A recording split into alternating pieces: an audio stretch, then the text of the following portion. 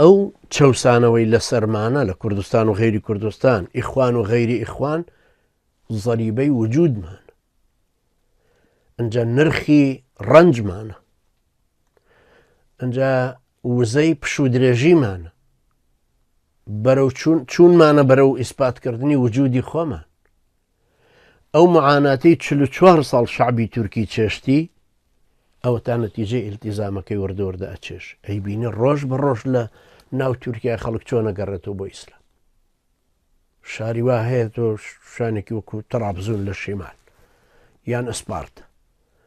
یان ئەو شوێنە سیاحیانە ئەچی سەیرەکەی 6-7 قات لێی نووسراوە دار خانووی قورآن لەبەر کرد مەدرسەی قورآن لەبەر کرد جگە لەو هەموو مەدارسانەی ترکە هەیە جگە لەو هەمووی خەڵکێک کە گەڕاوەتە بۆ ئیسلامەکە خەڵکە گەڕێتەوە بۆ ئیسلام لە هەموو وڵاتانی تریشاوە ئەگەڕێنەوە بۆ ئیسلام ئەو زەختەی لە سەرمانە لە کوردستانیش چونکەوە هەر لەسەر ئیخوانەکان نییە لە میسر وابزانی لەوێ